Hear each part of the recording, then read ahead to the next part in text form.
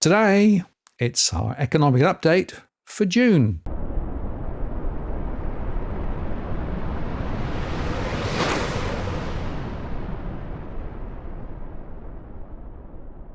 Hello again, it's Martin North from Digital Finance Analytics, well-noticed post covering finance and property news. Well, this is my monthly economic update, recorded with Nuggets News. Hi guys, thanks for tuning in to another episode of Nuggets News, or our monthly Australian housing and economy update with our friend Martin North, coming to us from over in the UK. How are you, Martin? Yeah, I'm very good, thank you, Alex, and a lot going on. Hope you're down in Australia through winter, which has been a bit weird down there. It's been weird up here as well.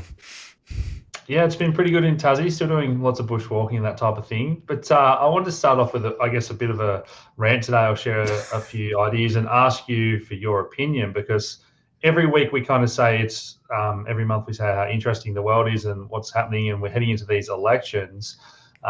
We've got China conducting these big war drills now around Taiwan, Russia conducting these nuclear war games near the US. You know, all the stuff going on in Israel, Palestine, and then it's like Ukraine is this distant memory, and everyone's kind of forgotten about COVID and lockdowns. But I think in terms of the UK and the elections, what we're starting to see is that maybe conservative wave and people saying, hey, it's time that we look after ourselves for a little bit, because inequality is just skyrocketing. And we've seen in places like, France, where we had the yellow vest movement, and in some of these other European countries where the farmers are protesting. And it's just this, idea that politicians have become so out of touch with the reality of the average person and what people, citizens of that country, actually want, no longer, representing their view. So a little bit of a rant. It ties all back to, I think, Bitcoin and crypto in some ways. Overnight, we had China come out and say, hey, maybe Bitcoin is a store of value because of its scarcity, and maybe Ethereum, trying to build the new internet, is the new digital oil. So I think all these systems that give, hopefully, power back to the people, another part of this puzzle as the world seems to be changing. But Martin, you've got more experience than me. Have you ever seen a more interesting time in recent memory, or what are your thoughts on all of that? Well, it's certainly pretty crazy, I think. And, data came out overnight in the UK to say that, because there's an election running, and we might touch on some of the data on that shortly. But more than half of people now don't trust politicians. They think they put their own party interests ahead of the country, which is higher than it's ever been. We've also got more people saying Brexit was a mistake than ever before. And generally, the story is that the bifurcation of those that are still doing quite well and are quite comfortable financially are in one camp, but there's a growing number of people who are in another camp where the system is not actually supporting them, where they're not actually able to get ahead, where in real terms they're going backwards. They can't get access to public services, healthcare, or whatever else. We've got more potholes than we've ever had in the road, so the road repairs all over the place. The trains don't work. We have contaminated water. Wherever you look, the basic fabric of society seems to be decaying. And I guess I've got a view that says there's a reason for this. The reason is that politicians have made bad decisions over the last couple of decades. And, whilst they're chasing various, aspirational outcomes and doing all sorts of things and throwing a lot of money into defense and other things, they're not looking after their communities. And I think this is quite broad, not just in the UK, not just in Australia, but in other countries too. So for me, the question becomes, what is government for? And unfortunately, government has, set off on a journey to a future which is perhaps more dystopian than we would like, with more centralized control, more, do this, do that, don't do the other, less focus on supporting people and enabling people and businesses to grow and develop in the communities that they're in. So there's a lot that's broken. On the other hand, I suppose when the elections come, it gives you a chance to raise some of these issues. The trouble is that there's a guy called Gallagher here in the UK who's not a mainstream politician now, was, but he makes the point that both sides of politics are two sides of the same bum. They're both basically in the same political sphere, minor differences, but we need something a bit more radical and a bit more different. So, whether we'll get it, because the political system is designed to self-sustain its own outcomes rather than actually generating the broader society, which then takes you into, so are there alternatives like Bitcoin and those sorts of things? Are there alternative strategies? And I think there are, and there need to be, because, well, we're going into a very dark period, I think, at the moment. And, the final thing to say is a lot of people are talking about we're now in a pre-war phase. It's almost as if, well, maybe war will be the thing that will actually be the last step in the game for politicians who try and maintain control and keep control, and gives them a cover for doing a lot of other stupid stuff. So, yeah, I'm quite concerned about where we are. I've been around for a long, long time. I don't think I've ever seen it so dark.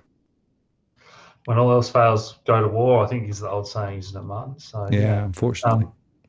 Let's dive into these great slides of yours. So, UK inflation.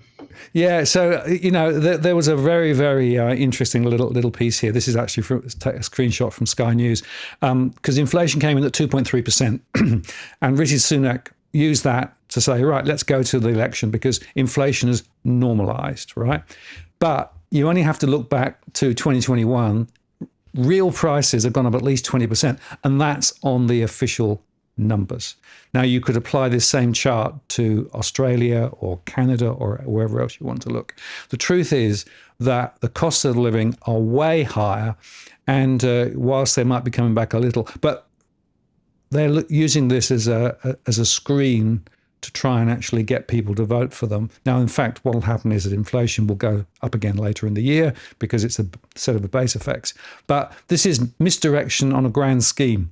And we're seeing it not just here, but also in Australia too, that inflation may be coming back. It's still growing, but the net growth over the last 2 or 3 years is absolutely massive, which is why more people are under huge pressure. Yeah, exactly. And UK unemployment ticks higher at the same time. Yeah, and the other point there is the other data is showing that, wages growth around 6%, but unemployment's still rising. So the signals in terms of economic outcomes are actually quite murky. And unfortunately, what we find is that through election cycle in particular, politicians are cherry picking little pieces of data that tries to actually prove their point, whilst the truth is that overall, structurally in the UK, there's a massive deficit. None of the parties are actually seeing a way out of that bind. So they're sort of messing around the edge. And in the meantime, the overall economy is pretty flat. And if you go to the next slide, this is the true revelation in the UK.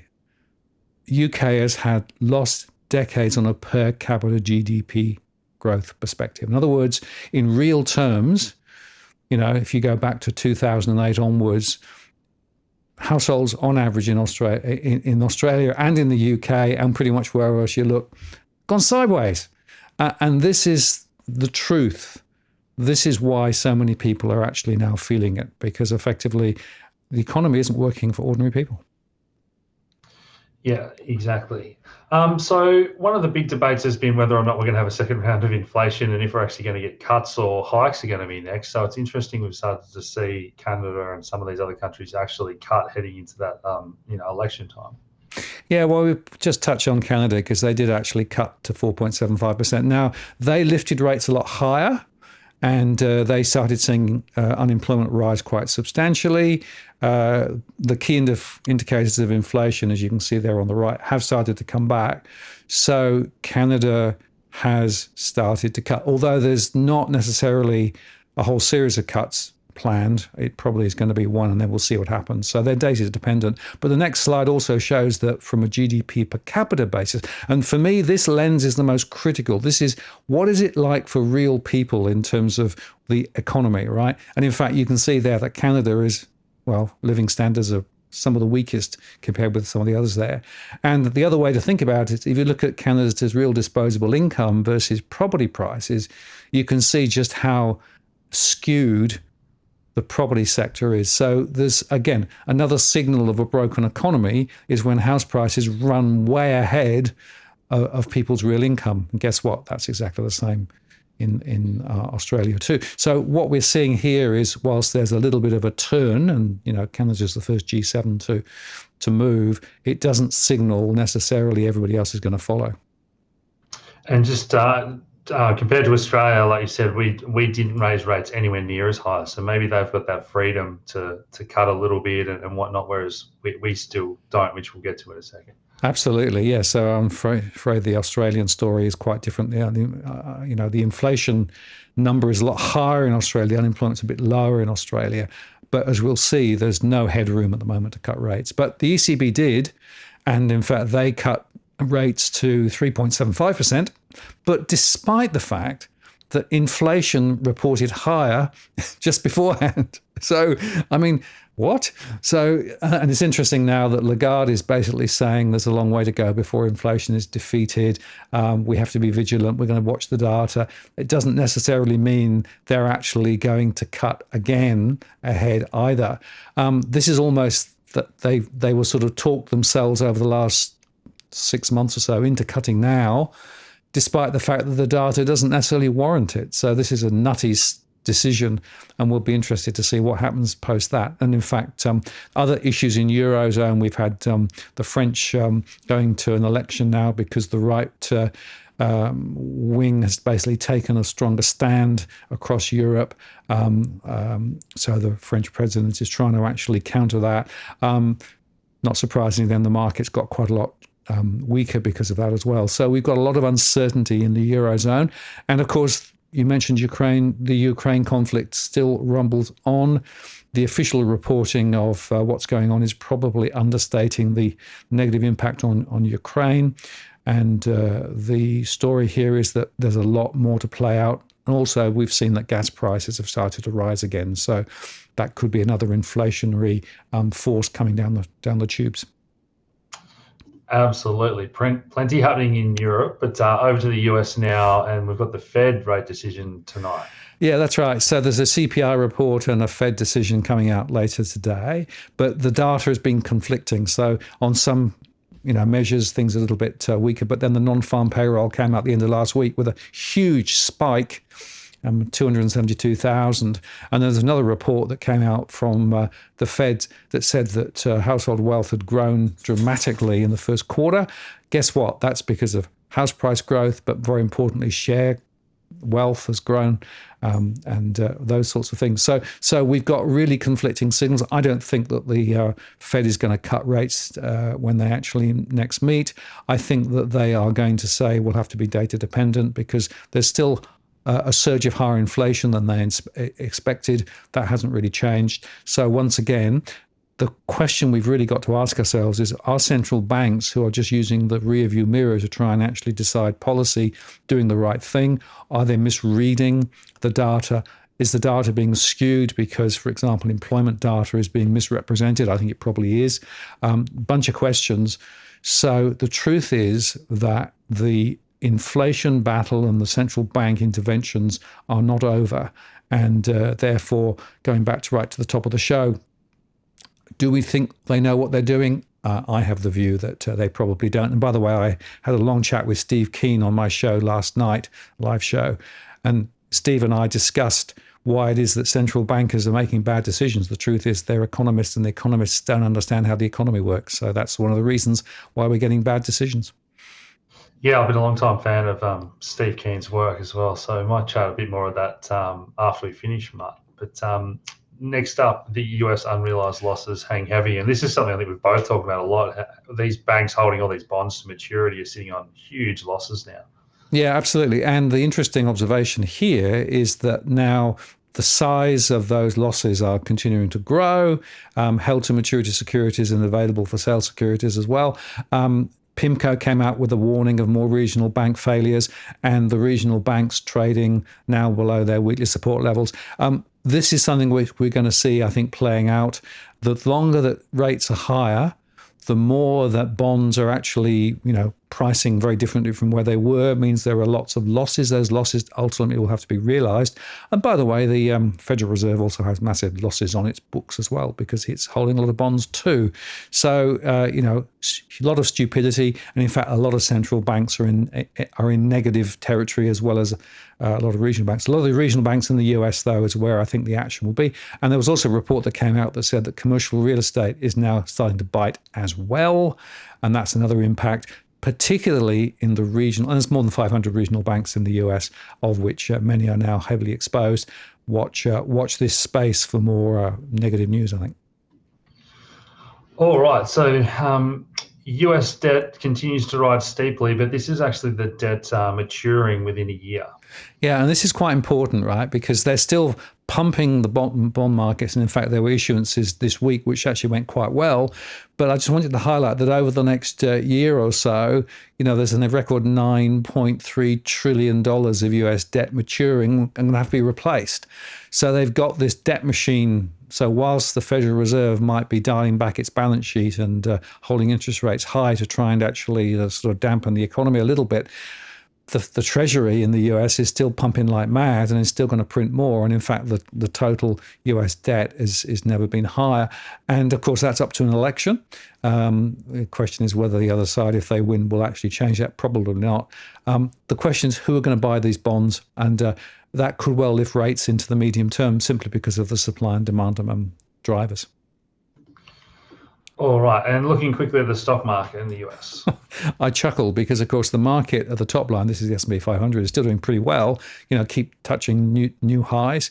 But when you actually look at it carefully, it's all about the AI space. And in fact, the chart on the right there shows you that the breadth is very narrow. So it's a small number, the Nvidias and the Apples and those sorts of stocks are driving the market, but it's very narrowly based. If you look in retail, it's pretty weak. Some of the banking sector is looking quite wobbly now. And so stocks are about 30% overvalued relative to the long-term trends. I don't believe that the AI revolution is going to be able to support the whole economy over the next 2 to 3 years. I'm expecting that as we come into September, October, we're going to start seeing markets react negatively. And of course, then we go into the election, so more uncertainty there. So whilst we are very fully priced in, we're overpriced. I think markets are going to have to adjust. Yeah. Okay. Next up, moving to Australia, where, as we talked about before, inflation's still pretty strong, and we don't have as much room to cut because we didn't go as high in terms of when we raised rates. Yeah, so the last inflation was 3.6%. That was higher than 3.5%. Now, monthly numbers, it might move around again. But basically, the markets are now thinking, it's going to be next year before we see any rate cuts. CBA's now changed their tune, ANZ as well. They were both expecting cuts, through this year. In fact, CBA has been ultra bullish on cuts. They were thinking March, then May, and then they keep kicking it forward. Truth is that there is very little wriggle room available at the moment. Inflation is still stubbornly high. We've got significant additional stimulus coming through because of the tax cuts and because of the, for example, up in Queensland, the government's playing politics there and throwing a lot of money into the economy ahead of the election later in the year.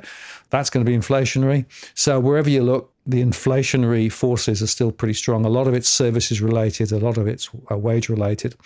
And we've also, of course, got the low wage results coming through as well. So all of those things are going to have a significant. The budget basically, looked at as though it could actually ease a little bit of inflation in the short term, but then the RBA said, well, we're going to look through that. So there's no real good news, whichever way you look at it. Rates are going to stay high for longer. That's going to have a huge impact on households.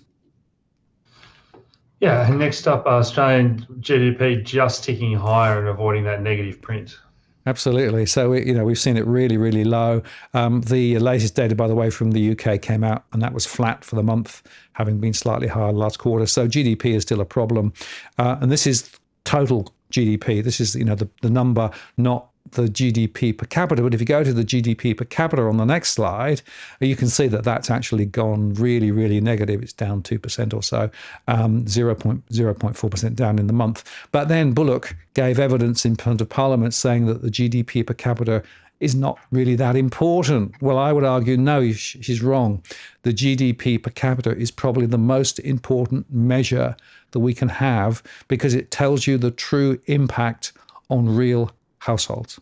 And what this shows you is that in terms of Australian households, they're going backwards. They've been going backwards for quite a long time. Real wages growth has been negative for 10, 15 years or so. The GDP per capita continues to degrade, which means that whilst we're having more people coming into the country and the top line dynamo might be bigger, the result on individuals is actually not positive. And I'm afraid that this comment from the Reserve Bank really shocked me, and I found her attitude really quite surprising because the truth is that the only measure that I think we should be looking at is GDP per capita. Yes, I completely agree with that. So households are rating their savings to survive after we get that big spike with all the handouts during COVID. Yeah, absolutely. And so this is the other part of the national results, as it were, the national accounts. And so savings ratio is continuing to dive. A lot of people rating their savings. But there was another interesting observation, and this is the question of, but not everybody's in the same boat, right? So that in fact, what they're saying is that there are some households, some older households without mortgages. They're benefiting from the share markets. They've got high values in their property, and maybe they've got investment properties, they don't have HEX debts, et cetera, et cetera. So they are actually a group that are doing pretty well, whereas there's another group that are doing really, really badly. And so part of the difficulty is that the RBA is caught between trying to actually adjust the overall settings for the economy, but in the meantime, we are putting a huge burden on more than 50% of the households who have mortgages, particularly younger people. Maybe they have HEX debts as well. Their wages growth may not be as strong. So there's a real problem. And it's the same problem I'm seeing in other countries too, in the UK, as we discussed earlier, with this bifurcation between the haves and the have-nots. So structurally, we have got a really big problem. And unfortunately, what you find is that the politicians don't necessarily get just how bad it is for a lot of real ordinary Australians at the moment. Yeah, and just this is something that we've spoken about in detail. Again, it was good to see this article, because this is exactly, I think it might have even been last month's episode. We really highlighted how this is playing out in terms of the tax breaks, and we talk about the haves and the have-nots, but now it's like the old and the young people, and the differences in how the policies affect them really driving inequality. Yeah, and it is an interesting question, because when you actually are thinking about, the political playing field, and of course there'll be an election in Australia in a few months' time, who is going to try and attract which voters? The Greens, of course, have been very strong on tackling the rental issue and trying to get the 1/3 of people renting to vote for the Greens. It'll be interesting to see how that plays out. But the truth is that we've got this intergenerational tension now, and people are saying, well, the boomers have done it really well, and they don't pay much tax. Maybe they should pay a lot more tax. There's arguments here in the UK that some of those people should pay more tax, whereas younger people are actually under the gun. They can't get into the property market, et cetera, et cetera. So it's a pretty disastrous situation, and it will create contention and social pressures. And then you only have to go and look at the tent cities and those sorts of things, and what you discover there is that most of the people in tent cities are younger people. So, society is broken. All right. So next up, Australian unemployment.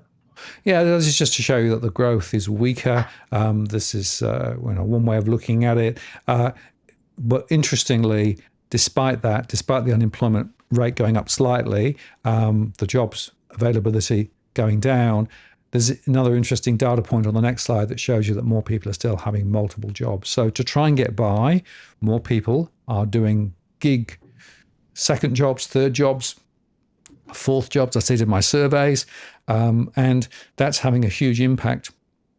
The hours worked goes up, but it's driven by multiple jobs. And there are still a lot more people who want more hours but can't get them as well. So it's a massive impost on a lot of households. Yeah, and that all ties into the mortgage stress being at record highs. Yeah, well, just to show you that it's continuing to trend higher, rental stress at 77%, mortgage stress at 51.3%, and the debt to income ratio is still very high. I mean, this is from my own modelling. You can look at the Roy Morgan data that's also showing similar trends, but now it's making the mainstream as well. So there was an article that said that households cut into mortgage repayments as family budgets tighten, and that really is just reiterating what I've been seeing. So there are a lot of households who are really, really struggling now with their ability to be able to make those repayments. There was a recent report from ASIC that said that the hardship schemes run by the banks allow banks to extend and pretend for a year or so, but then those people still have the same problem and it's worse. So in a way, some of these hardship schemes aren't working very well. More people are actually having to rely on them. The banks are actually starting to report high levels of delinquency now. And so, you can see the cracks beginning to spread. So that's a real concern.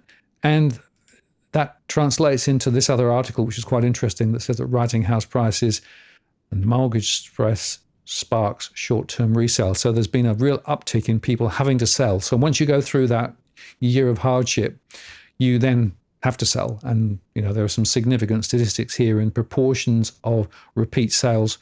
This is from CoreLogic, that showed that effectively there are a lot of people now being forced to sell. Some of those are investors, but many of those are those people who bought when interest rates were really low, on government schemes, home buyer, et cetera, and are now having to sell to get out again. Guess what? That protects the banks because, of course, prices have actually risen, but it means they've still got the question of where do they live?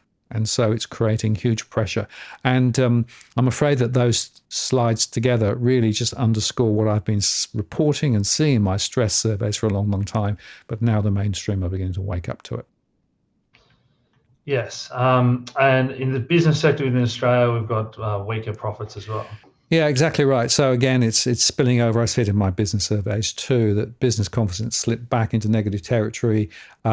Employment did firm a little in some areas, and orders edged up, but it's very weak. And in fact, whether you look at the business survey or whether you look at the reported profitability, it's not in the right place. So not only do we have households under pressure, but we have a lot of businesses under pressure too, a lot of those in the construction sectors we discussed previously.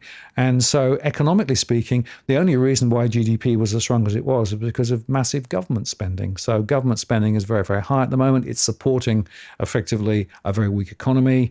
The imports from China and exports really went out of kilter a little bit because there's less trade with China than previously. So economically speaking, things are looking pretty bad.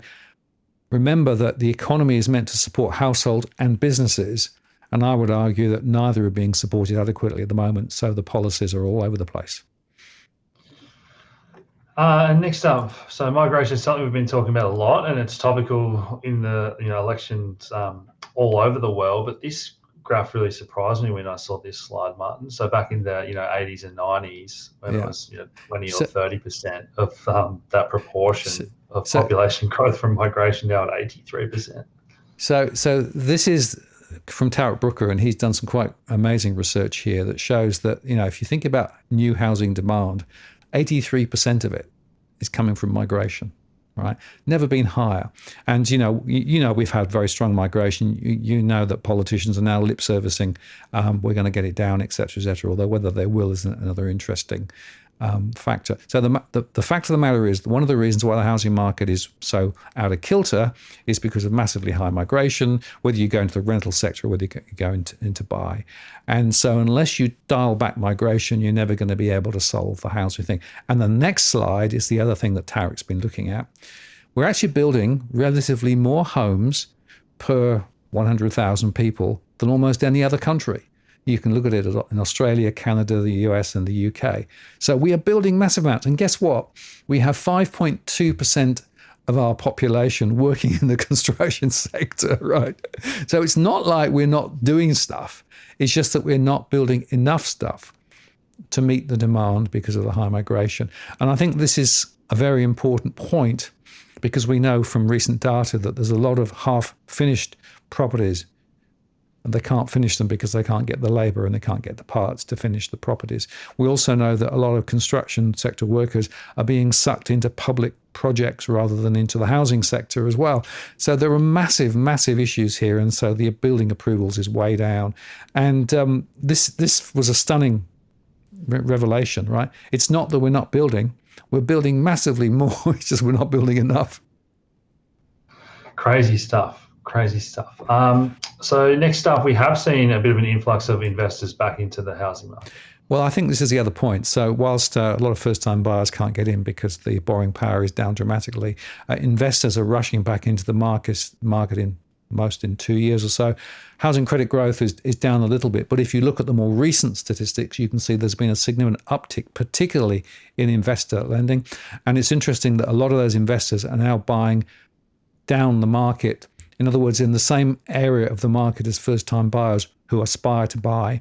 And so we're seeing quite strong price growth in that sector of the market, whereas at the top, in the top end, like in Vaucluse, prices are actually dropping quite fast in some areas. So what we're seeing here is now another contention. So again, the haves and the have-nots. We've got a lot of people who can't get in the market, a lot of people who reach and just can get in the market, but then are competing with investors.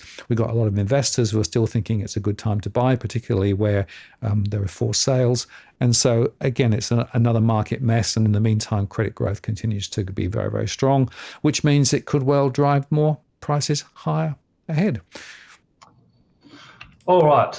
Final slide, Martin. Anything to add here with the choppiness? Well, just to say, housing is broken. You know, when you stand back and look at all those data points, and you look at the changes in dwelling values, and you look at the movements in terms of average prices, you know, with prices in New South Wales well above the million now on average, and when you look at the changes in rents and what's happening there, you have to conclude that the whole housing sector is broken. It's broken because of bad policies from governments over many generations, particularly over the last 20 years or so.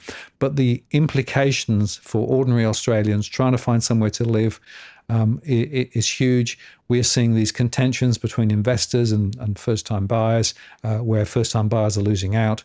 We're seeing more interventions from governments to try and sort of prop up the housing market in some ways.